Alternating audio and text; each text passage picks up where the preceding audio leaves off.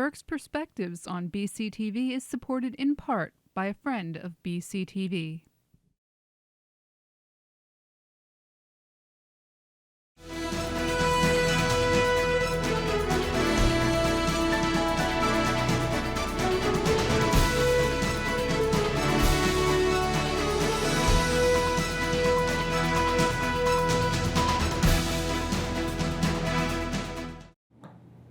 Hello everybody, welcome to Burke's Perspectives. I'm Fred Levering. Joan London is clearly with me, and I just clicked in Ruth Martelli. So Ruth, I trust, will be popping up on our screen any minute. As we get started today, how are you, Joan? Everything going well, I trust? All is well, yes. Good. We've got the Pennsylvania primaries coming up rather quickly. It's going to be on May the 20th, Tuesday, of course. Now, I was thinking about this because I really wanted to hear from Joan on this.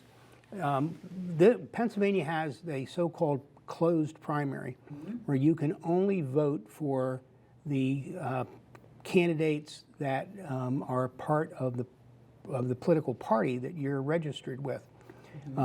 Pennsylvania, I think at this time, is one of only like 10, maybe 12 states that have a closed primary. Everybody else has some form of an open one where you can cross over from another party and vote for someone, which, as an old political operative, that never really, Ruth, never really, no sweat, no problem at all. We were just talking a little bit about the upcoming Pennsylvania primary, May 20th. Pennsylvania has a closed primary, and Joan has been around political parties for a long time, and I wanted to hear what she thought about the concept of the open primary. So Go ahead, Joan. All right, I'm in a unique position to talk about this because I am affected by it, because around this time last year, after voting in the Pennsylvania primary as a Republican, I switched to independent for reasons I think most people know about by now, and continue to remain unaffiliated. And when I was active in the Republican Party, I was in favor of the continued closed primary, and I'm not going to change that view now, even though it would benefit me. I will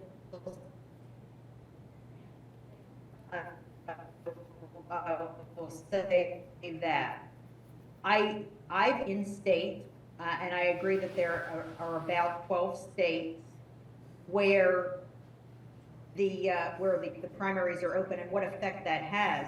But I think that it leads to a certain amount of ability to manipulate the nomination process by those outside the party. Not that it can't be done with closed primaries as well.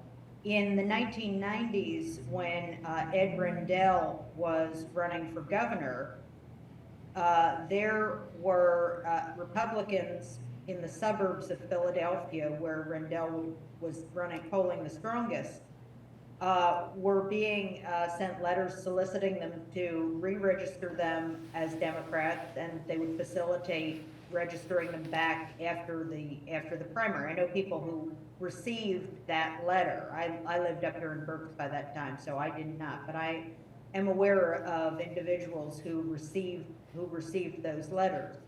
So it is possible to still manipulate through the registration process the primaries of the other party.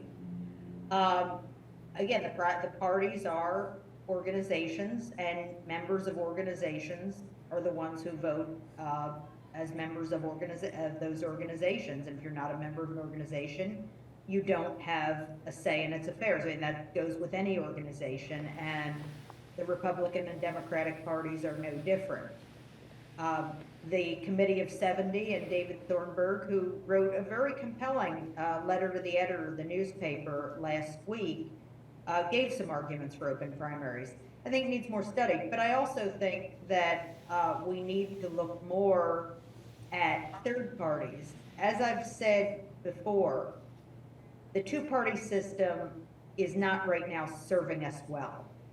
It has given us Democrats who have moved way further left than most registered Democrats, and Republicans who have moved further right than most Republicans, as well as a strong populist element that does not represent most Republicans. Most Republicans are not populist oriented, but that streak has come into the parties, it has gotten into the party committees, and it's given us nominees.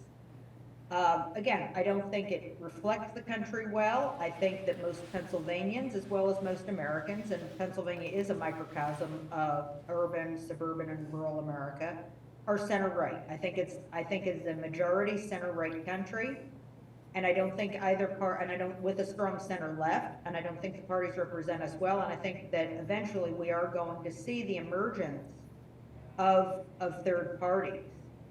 Just like we've seen in Europe and in Canada. But right now, I'm still in favor of the closed primary because I just believe that reflects the law of organizations. But I do understand the justification for the open primary, and I'd like to see in the states that have open primaries, get candidates who better reflect the populace. Okay, Ruth, welcome aboard. First, I'm so sorry. I'm No. deep in research and I forgot all about you guys. All right. Well, Well, it's- then, I thought it was very, I feel like I'm at home. It's, I'm ignored there too, so there's nothing new here. So what do you think about the primary? nothing personal. Well, it's becoming more and more a contention point because, and I just read this, I think on Spotlight PA, either today or yesterday, that the number of independent voters is increasing in Berks. And at what point are the independent going to influence the way the election, the primary election plays out if fewer and fewer of us vote in those primaries? I think that's going to be a problem as well. So how do we solve it? I don't know. I think we need more facts where that's being done. They're being done innovatively, like. You froze a moment. yeah. There you go. No, there you are. You're good. You're Yeah, back. ranked choice where the first and second, Right. blah, blah, blah, whatever. I mean, there are more ways to skin a cat than a two-party system that locks out independent voters.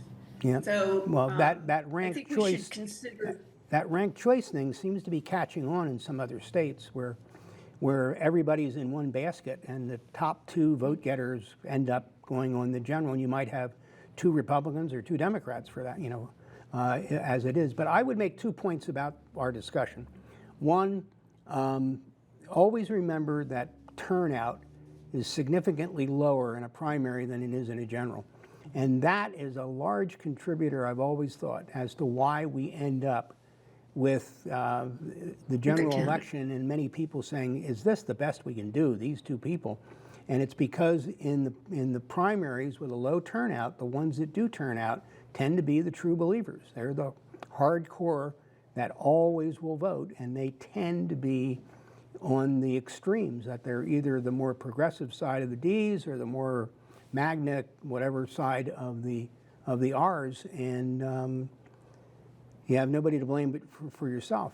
The other thing I think is interesting is that there seems to be reluctance in the legislature that they seem to feel, and this was highlighted in that same Spotlight article this morning, Ruth, they seem to think that they have a better chance of controlling their respective chamber with a closed primary as opposed to muddying the waters, so to speak, by having a more open contest. So as a result, my prediction is don't hold your breath for that to be changed in Pennsylvania. It moves slowly here in Pennsylvania and in general, and I don't see any real enthusiasm in the legislature to change it, which is where it would have to begin. I don't think there'd be any enthusiasm in the legislature either, because the party state committees oppose it. I mean, when I was on state committee, I was always getting articles and op-ed pieces by the chairman or vice chair or others from state committee as to arguments against the open primary, mainly the manipulation arguments that I was talking about. But Ruth, to your point, you're absolutely right. There are independent voters are around a third, between 33 and 39%, I believe. And I'll tell you where I saw it and where it surprised me the most. And this goes back about 8 or 10 years, but I think it probably is still true. And that is, I was at a meeting of the Berks Patriots. I was there for their candidates night. And they asked for a show of hands as to how everyone was registered. Now, I assumed that 75–80% of the room would be Republican. I was wrong. About a third were Republicans, a third were Democrats, and about a third were independents. And that was it shows you should never assume, because that really surprised me. The ranked choice voting is common. You think of the last mayor's race in New York City where Eric Adams won. That was the result of ranked choice voting. Alaska has ranked choice voting, and I heard this morning about the California governor's race, and it sounds like California also has a form of ranked choice voting. Well, So I don't see any changes coming anytime soon. Let me ask you another Pennsylvania-centric kind of question. Have either of you gotten your so-called real ID, not the regular driver's license, but the one that we're supposed to get by Yes. like next week? And the last article I saw indicated that only about 27% of Pennsylvanians have a real ID. And without it, you're not going to be able to go on a domestic air flight, and you will be restricted in entering most federal buildings. Although the question that right away came to my mind is, would that be a way to prevent you from having to go to Philadelphia to be on a federal jury? And the answer is no. You still can be called for federal jury duty, and they'll be glad to escort you in. they'll with or without find the ways US Marshals. to squeeze you in the back door or something. But so it doesn't help with that. But 27%. And when I was looking into that a little bit this morning, one of the other states that popped up on my search was Massachusetts, and there were like 20% of people in Massachusetts that are holding a real ID. So the three of us have it. It was a little bit of a pain because my wife and I went together, and I made a mistake. I didn't read the fine print. We just went in with passports and other stuff, and she needed something from the church where we got married to prove that her name was changed, and we didn't have that. And of course, I heard all about it on the way home to go get it. And it's something you got to read the fine print, and I didn't, so my fault. But as most things are, but nevertheless, it isn't a big deal to do it. The driver places have been open late extra hours and stuff in the last couple of weeks, and have had long lines of people, but we're still under 30%. So I don't know where it goes from here. You know, or all of a sudden there's going to be plenty of seats on the airplanes, I guess. I don't know. I got mine because, I mean, I have a passport, but I felt that I didn't want to have to carry a passport every time I went into federal court. I don't like it. I was taught growing up that national ID cards are un-American. That was a very core belief on left and right, that national ID cards are un-American. This is it is the equivalent of a national ID card. And I waited until about 2 years ago with the last deadline extension to get it, because I was hoping our state legislatures would protect us from this, and I was wrong. So we have it, and I thought I had to get it. Now, I have heard of other married women having problems, but of course I don't have that problem because I didn't take my husband's name when I got married. So it's always been London. So I didn't have that obstacle, and I had an easy time. The most annoying part about it was waiting in line at DMV behind a bunch of 16-year-olds. It wasn't, that part of it wasn't a problem, but no, there are strong philosophical arguments against it, but they're moot now. That nobody's going to do anything about it. So I guess we're stuck with it. And as I said, I have to be able to get into federal court buildings, and I don't want to have to take my passport with me to go on a regular domestic flight. I'm just I haven't. thinking as I'm listening to you, was the impetus behind the whole thing after 9/11? Is that where it came from? I don't remember. It was part of the Patriot Act after 9/11, kept getting extended. I question how that makes us any safer. As one of the members of Congress who opposed it said, securing the cockpit door makes us safer. Real ID doesn't. Well, in any event, it's coming up soon, so go get it if you don't have it. So we'll see. I guess I can go anywhere because I've got a TSA stamp and I've got the real ID and I have a passport. So you can send me anywhere in the world and I may get there. Right. I wouldn't dream of such a thing. On another political note, I saw, I guess it was just late yesterday, Senator Dick Durbin, a Democrat from Illinois, announced that he wasn't going to run for re-election. He would have been up in 26 at the midterms. He's like an 80-year-old guy, but he seems in fine fettle. And he announced that he's not going to run again. Now, that's a safe Democrat seat coming from Illinois. And there'll be a long line of people, waiting to get on that ballot, I would imagine. But you worry somewhat about the loss of that institutional sort of knowledge. He seemed to be a pretty steady guy. He wasn't a zealot. He was a good, thoughtful man. I think he did a good job. He was in the House for several terms before becoming a senator, and that's the kind of person that really would be missed, I think. But any thoughts, Joan or Ruth? Yeah, to have middle of the road senators and members of Congress, there is a better stabilizing influence. But I was listening to a program on the radio, and I forget whose it was, that age has become, because of President Biden, has become a very sensitive issue in the Democratic Party because of Biden's decline and hiding that decline until it couldn't be hidden anymore, resulting in the debate meltdown.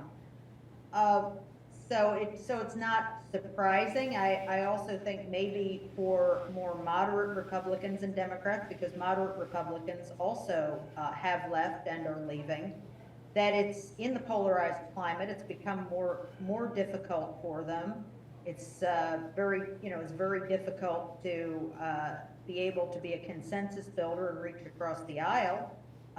Fetterman and Manchin before him were having problems because of that, and a Republican does it. We know that they call him a rhino, a Republican in name only. So it's not surprising, but I think that his not running again may also have been not so much that he's 80 now, but at the end of a new term, he would be 86 years old, and plus we got another year to go in this term, so. Right. Yeah, so he'd be, yeah.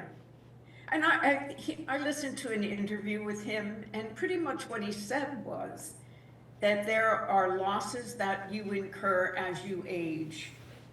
And he pretty much made it about aging. And if you think about it, 48 years at a job, and I think if he's an 8-term senator or whatever, 48 years is a long time to be in government. And then if he was in the House as well, I mean, most of his life was spent in DC in a chamber. Yeah. And I'm not sure it's wise to have people in government, maybe beyond retirement age, Well, whatever that is going to be. I know That's I've an lost interesting steps. point. You know, as you both know, I had the opportunity to run for U.S. Congress back in '94, and part of my thinking was it's not a whole lot of fun, but you can drive from Reading to D.C. and back again in the same day. I mean, I would be able to go back and forth. You live in Illinois, you're moving to D.C. I mean, you move your whole family, your kids go to school there and everything else, which I would not have had to have faced. And that for me would have been a stop sign. I would not want to have done that. But, you know, he's somebody that, as you said, for 48 years, although, now let me point out also, Ruth, I've been in the real estate business for 48 years, so don't get too, you know, keep your thoughts. But there's a difference between having the nuclear codes at 88 and selling, you know, a suburban house. So you can probably continue to sell real estate until you're, you know, dead. But I don't think it's wise to have that level. And how many of them are there? I mean, I don't think as a population we generally know, unless we look at them closely, how old many people are. Even though the Burn still has his Burn and his legions of fans, Bernie's pretty old. Oh, yeah. I think You know? he's 83 years Right, old. that's right. And there are others. I heard, I don't remember what the statistic is, but there are a number of senators who are over. On the other hand, though, I would point out that the House of Representatives has always tended to be rather rambunctious, whereas the Yeah. Senate was supposed to be the more deliberative, steady, you know, thing, which is, But I you- hate to lose that, is what I'm really getting at, Ruth. But I think the problem with the House being rambunctious is because they serve for 2 years. Yeah. Well, they You know, what do serve- you they get serve done for in 2 2 years. years? Yeah, they have to You start fundraise. fundraising, you Oh, fundraise. never So ends, how never much ends. can you attend Yeah, the business of the country when you're out trying to raise dollars and cents? yeah. I think maybe if I were, well, I couldn't have gotten in because I'm a woman, but had I been part of the convention, I think I would have lobbied for a longer tenure in the House, especially because we don't have a system where you can run without having to finance anything yourself. You don't have to fundraise. Think about what that would mean if that burden were removed from all the people who could then be eligible to vote. Then you could actually spend your time dedicating it to the country and its needs and making laws and decisions that were helpful rather than being on the phone or making decisions that might compromise your morality because you need to have money to run. I think it's a recipe for compromising people.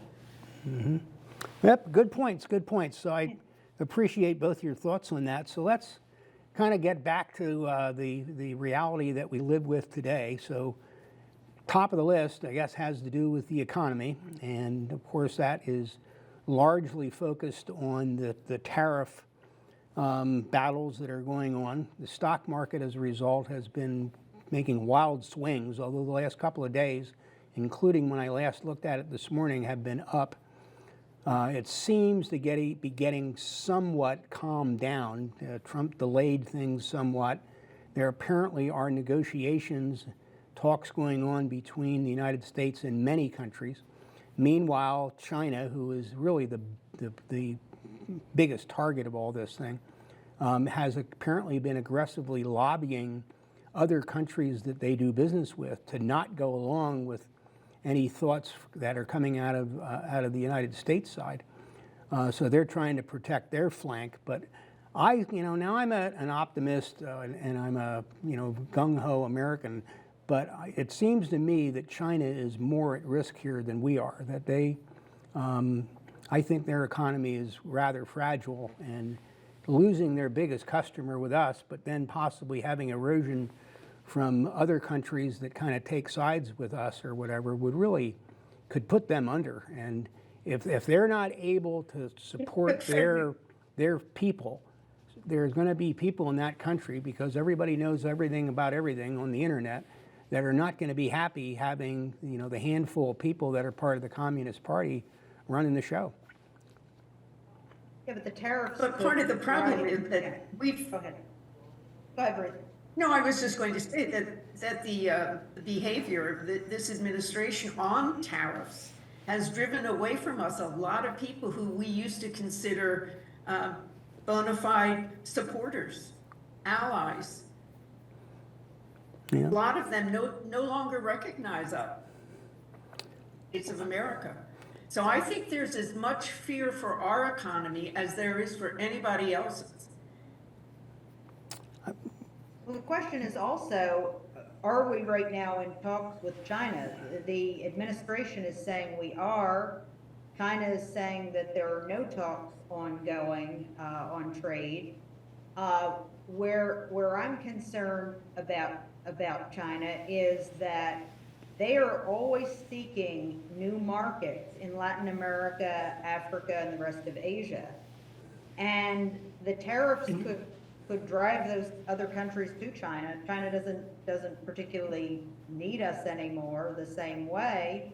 It changes the entire balance and the entire dynamic. It's also, again, if we get in a trade war with China, the first individuals affected are the ones who could be hurt the worst of all, the ones who shop at the big box stores, the Walmarts, Targets, on Amazon, because a lot of those goods are Chinese made and the prices are going to go up.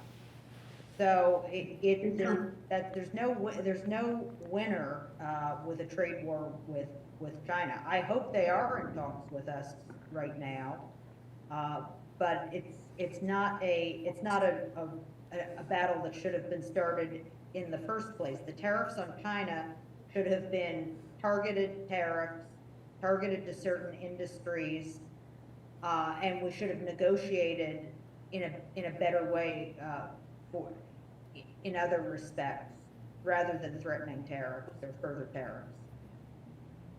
And at the same time that we've sort of ceded our place in the world by alienating people with these sometimes unfathomable tariffs, and then stopping them, and then starting them, and then deciding that maybe they should never have been done in the first place.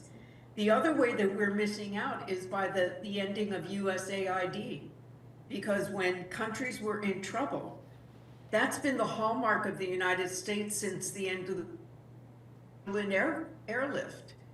We were always there in the forefront of the givers and the helpers, and we aren't that anymore. I think I mentioned on last week's program that we were not involved in the flooding and the disaster in Myanmar. There are children, with the end of PEPFAR, the number of people who are predicted to die as a result of complications from AIDS is in the millions. And those with, I guess, we believed in helping others, especially those less resourceful than ourselves. So I think we've been dealt a double whammy.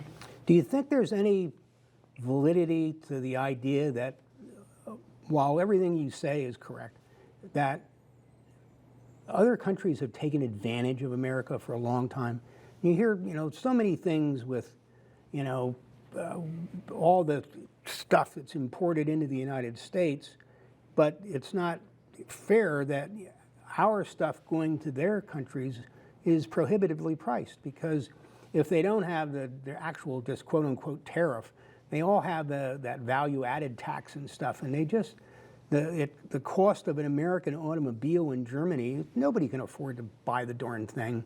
Whereas we have, take a drive anywhere, and how many BMWs and Volkswagens and Mercedes do you see on the road? I mean, they're all over the place, because they are affordable to many people in our country, but it's not the same on the other side. And that kind of fairness thing, isn't that grating to either of you? It is. And, I mean, we put unfortunately, with the car industry and the vehicle industry, we put ourselves into this position somewhat by pricing jobs out of the market.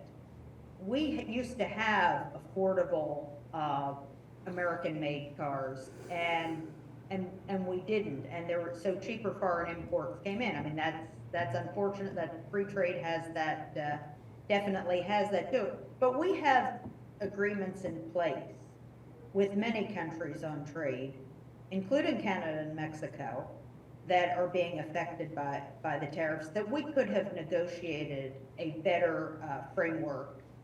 We could have negotiated far better deals under, rather than the instability caused by on-again, off-again threats of tariffs. I mean, Trump is using what's called the madman theory. He's crazy, we don't know what he's gonna do, so we better go along. But China's calling our bluff, and it might not work, and it's causing resentment. I think that, again, we have the Canada-US, Mexico-Canada free trade agreement. We have other agreements under which fairer deals could have been negotiated. I think, Ruth, what you were referring to is the soft power of the U.S. With USAID. Exactly. And the problem is we have been generous, but we're at a time where we can't afford all of these things. But there are ways, more surgical ways, just like with other government agencies, USAID, there are more surgical ways to cut. We didn't get in the situation overnight of out of control spending.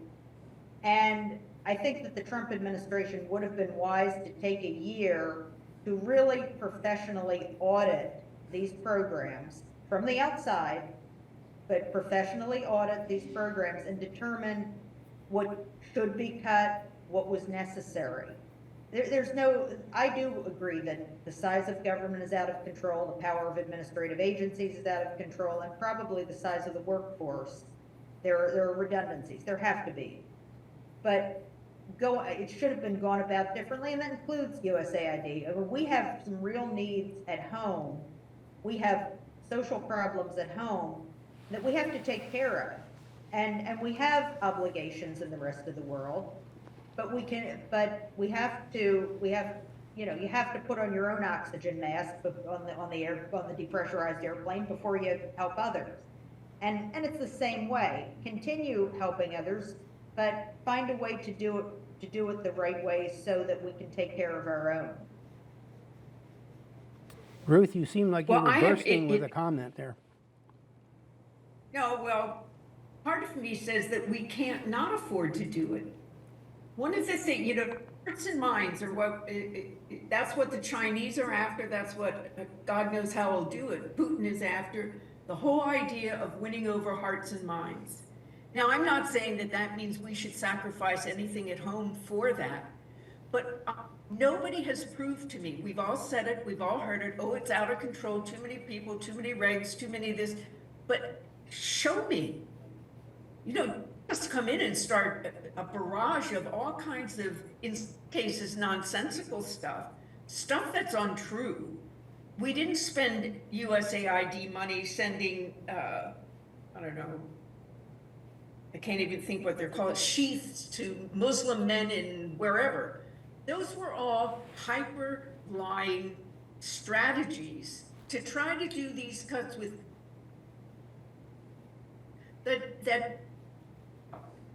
that's what we needed. But instead, we've been hosed, literally and figuratively, with a whole lot of misinformation and cuts that probably aren't really effective. As we've seen with all these things, people who were fired are now being rehired. The people who were fired because they were looking at doing research on bird flu have now been rehired to continue their research on bird flu. It's as though people are shooting from the hip with no target in sight. So they just shoot at will, in my opinion. Right, and I agree, that was very foolish, and that's why I'm saying that it should have been should have taken about a year. There's no reason that they couldn't have done this more cautiously rather than summary firings and then saying, oops. That doesn't make anyone look credible. It doesn't make President Trump look credible. It Well, does. the point is that does they look didn't. bad, but it should have been done differently. It needs to be done where there is waste and there is fraud, and you can't tell me in an organization But it- that there isn't. And especially when when we have deficits and we have a lot of debt, that it shouldn't have been done just a different way. In a way that, Well, just to- that didn't cut programs that were needed, and in a way that that eliminated redundancies. Maybe cut the size of the workforce through attrition in addition to the reduction in force. There are ways to do things right. There's a right and a wrong way to do everything. Go But ahead, the Ruth. problem is, they didn't do it that way. And so we're left with turmoil and upset and a loss of confidence by a great many people in our government, not our country. I don't think anybody's patriotism has been affected by what's happened in the last less than 100 days. But I do think that there are people who have real concerns about who our country is and what it stands for now. Because it doesn't seem to be the country that I thought that I was living in. Well, I think that you both have made some very good, valid points that too much, too fast. It's kind of in sports and a football game. Sometimes the offense will do what they call flood the zone, where they'll send like 3 receivers into the same corner or whatever, figuring one of them is going to get open. And maybe that's what we had here, was we flooded the zone, and it's just overwhelmed things. On the other hand, because of I always blame it on the internet, we expect everything to happen immediately. And I'm still rooting for America. I want this to succeed.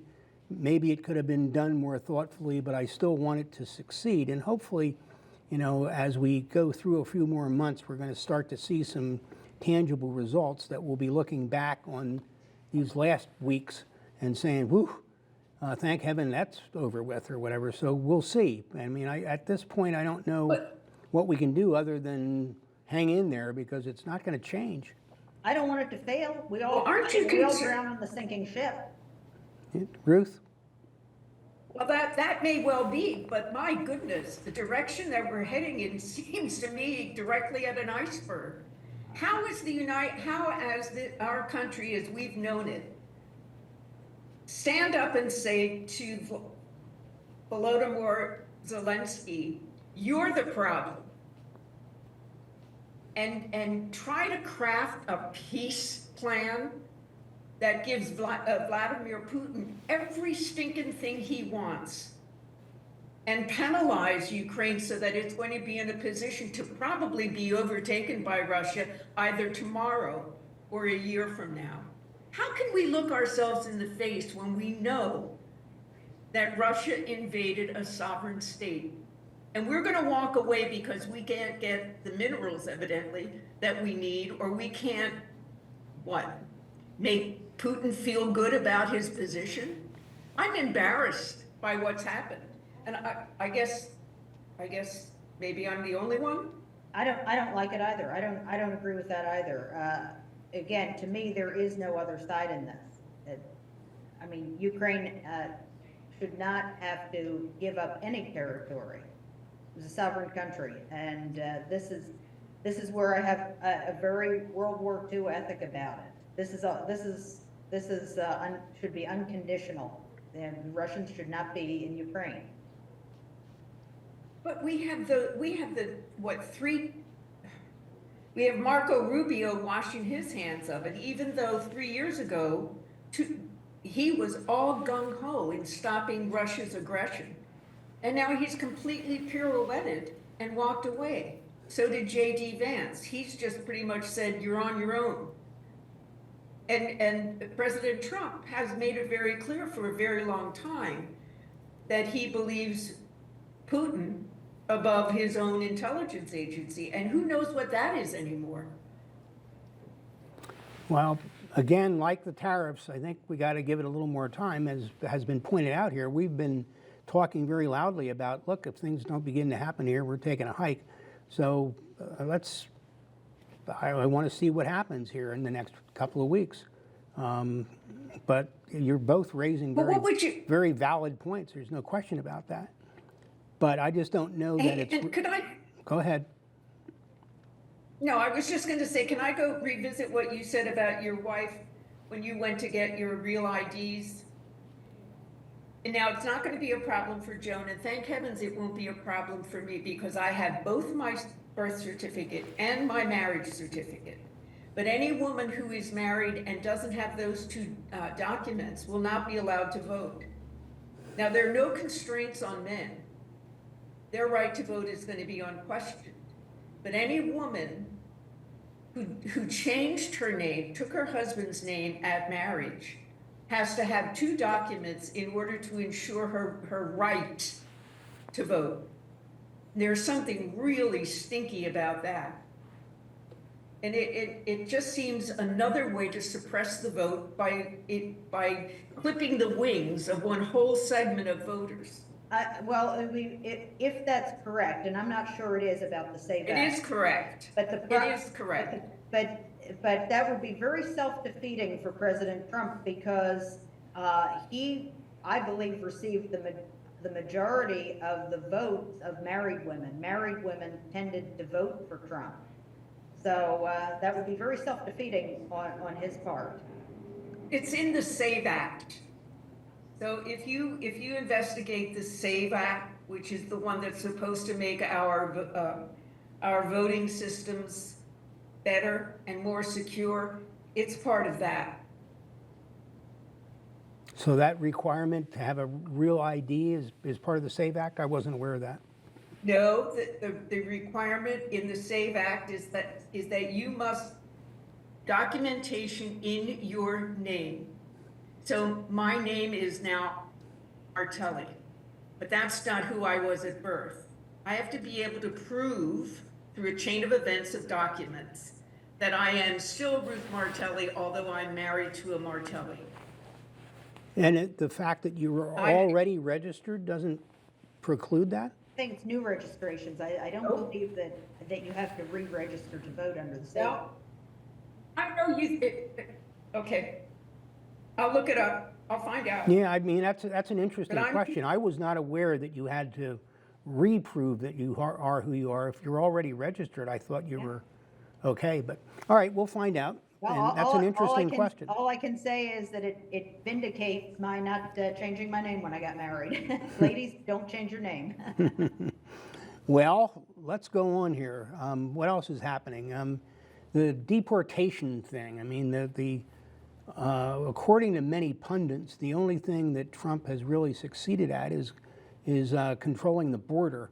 And now part of that is, what about the people that have come in illegally over the last 4 years, and what happens to them? I mean, having a deportation hearing on each one of them individually would take decades to accomplish. So what do we do with them? We got this guy from Maryland who apparently came in illegally quite a few years ago, is alleged to be a member of one of the gangs, MS-13 or something, and some people say he's not. I don't know how exactly that's proven, but he was arrested, apparently driving from Texas back to Maryland with a bunch of other guys in the car. They were supposedly in Texas for 3 days or whatever, but didn't have any luggage, and were suspected of being part of a human trafficking thing. So I don't, the whole thing seems to have more questions than answers.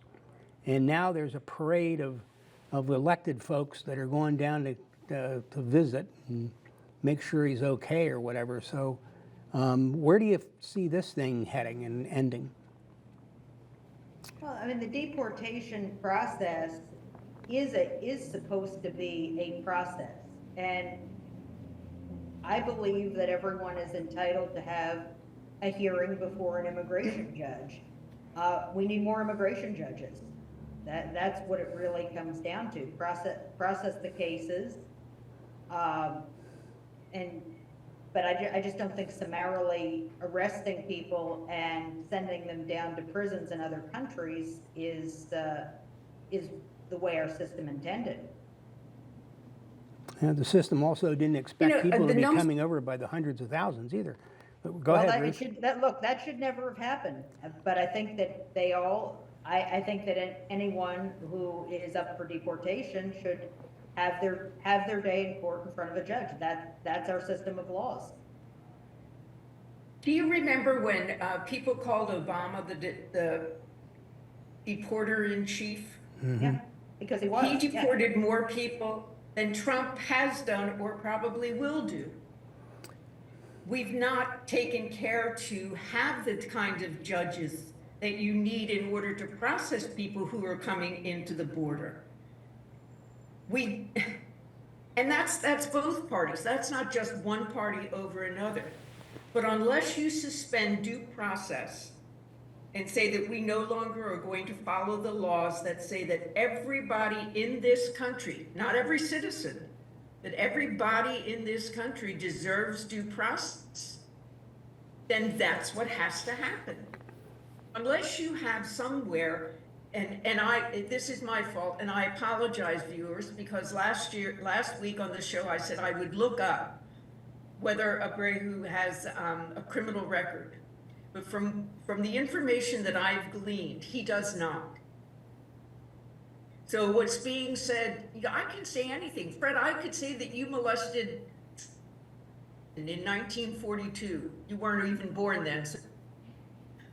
But showing it, the date that happened, how it was dealt with, what kind of sentences were involved, whether you got due process, is all part of the scenario. But who's giving us these facts about him? And where's the evidence that's needed to prove that they're correct? We could say anything. We often do. Well, and we But also what get Joan is exact. we get a lot of facts kind of mixed up. President Obama, as the deporter-in-chief, those deportations occurred at the ports of entry, where they were intercepted and said, turn around and go back over that bridge. I mean, they were on the spot sent out. Right now, we have had millions that have come across the border illegally, not at ports of entry. We're told, okay, you show up for this hearing in 2029 or whatever, and sent on their way. There's no way on earth we're going to be able to have the proper kind of due process under those circumstances. It's just not physically possible. Well, but then but what you don't do is just round people up because they look like they might be guilty of something and shove them into a maximum security prison in a country that is run by a dictator who thinks he's pretty doggone cool. Yeah. Well, You set up a process that's legitimate Yeah. and works. Anybody, it doesn't take that long to have a hearing. But the person should be entitled to prove who they are, or if they have the wrong person, which can happen. Mistakes happen, mistakes in the system happen, and a judge is there to ensure that the process is carried out. And it's not impossible. You can say can't, but can't means won't. I think another interesting thing Things that happen should never have happened. It should never have happened that all of these people were allowed to just cross. And I have the feeling that there was sort of a gentleman's agreement for years to allow it because the agricultural and hospitality industries needed workers. I have no proof of that, but there's no other way it could have happened. But That's been speculated, but here's an here, let me just throw an interesting tidbit at you. I read a day or two ago, the president of El Salvador is trying to negotiate something with Maduro, the president of Venezuela. And the idea would be to take some of the Venezuelans that are in his prison right now that he got from America and trade them for people from Panama that are being held in Venezuela. So his motivations sound somewhat suspicious to me as to why he's accepting these. Really? Folks. You think? Yeah. I read about the possibility of that deal as well. The trade would have been for Venezuelan political prisoners, but Venezuela denies having any political prisoners. Yeah. I mean, the whole thing. And we're not at war with Venezuela, right? I mean, how can you how can you say that you're doing these things because you're at war with a country that you're not at war with? Been no declaration. One of the other no things declaration of war, but, I mean, there certainly have been problems with gangs, but there has been no declaration of war. No. One of the things that also is of concern to me is with the students and green card holders who've had all those things revoked. The films that I've seen is of unidentified masked people with nothing to imply that they are members of any kind of police force or security force, literally showing up, cornering a woman, surrounding a woman on a street corner, and then whisking her away, removing her to Louisiana, where I think she's from New Hampshire or someplace. Shouldn't we be able to have identifiable people doing these jobs? I mean, just because you're ICE, does that mean that you can be incognito? I'm not aware of that particular Yeah, incident, I'm but not that's, aware of that's that. an interesting point. I mean, a lot of law enforcement a lot of those officer- students were wearing No, masks also. I mean, it's Yeah, If you have, almost all of the students or foreign students who've been removed, including the young man from Colombia, whose baby was just born and he wasn't allowed to come to be with his wife at its birth. He and his wife were coming home from dinner. And they were at their door with the door opened, and these agents from somewhere slipped into the house, arrested him, and he disappeared to Louisiana from New York. So you can't have an opposing point of view anymore?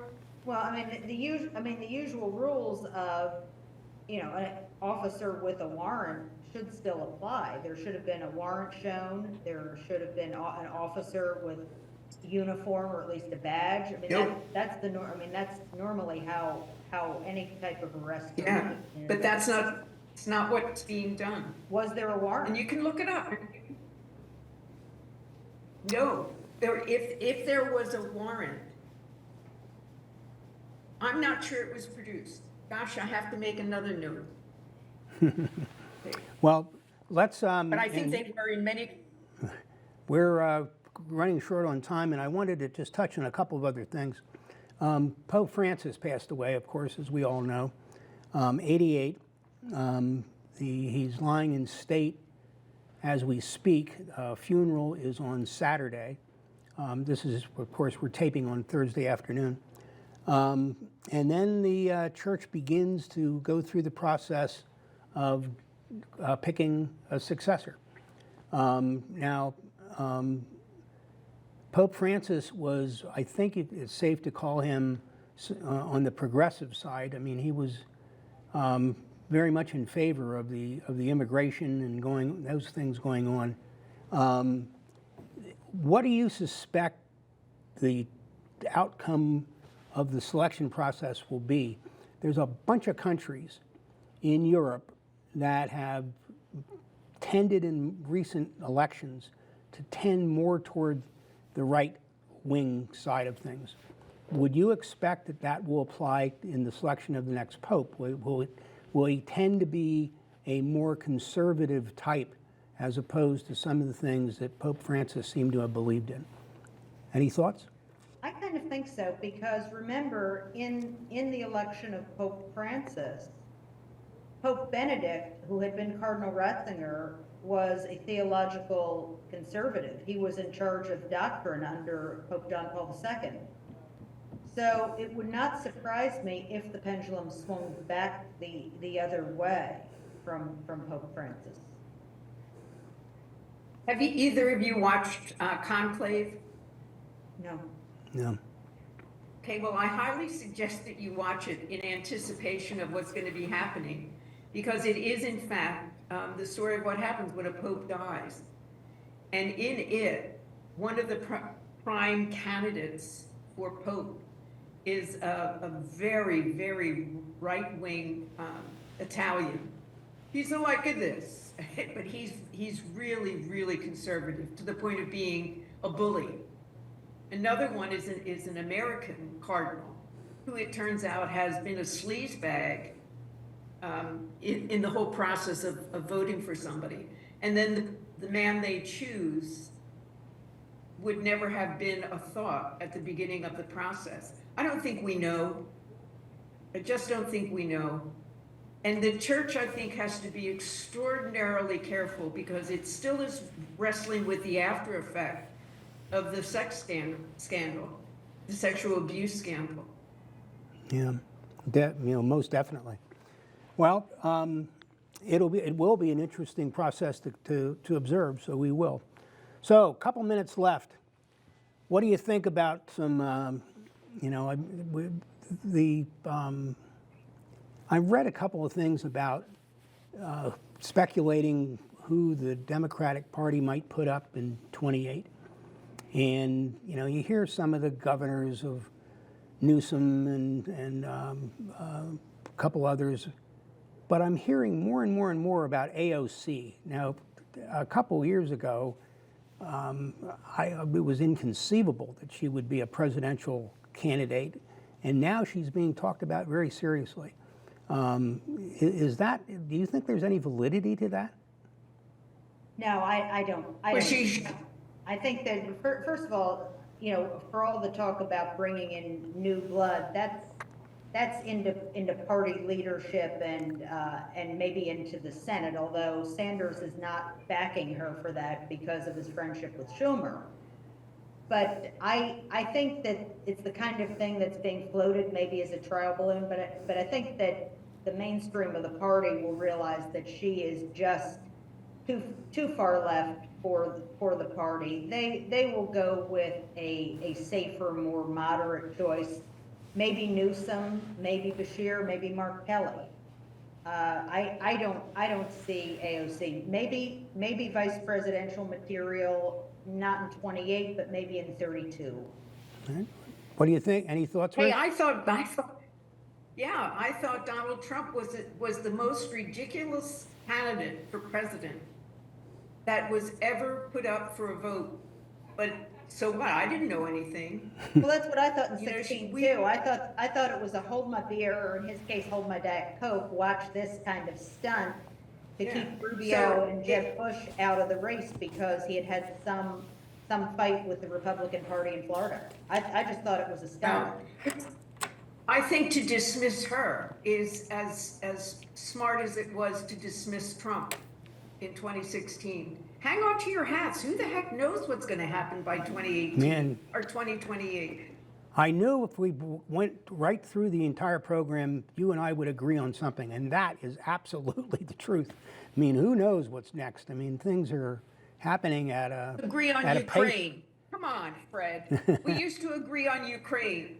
Yeah. I Well, would hope that you so too.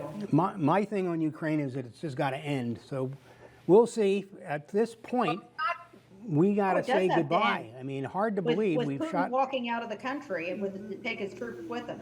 Well, Yeah, we've that's how it has blasted. to We've end. blasted through another hour, and we're going to And have giving to. back the property he stole. Well, we got to say goodbye. I'm getting threatening remarks here from the studio, in the office, rather, in the control room. I've got to get to my meeting anyway. All See right. him in a Well, different place. Ruth and Joan, Sorry I'm late. No, I'm no, sorry no, no. I was late.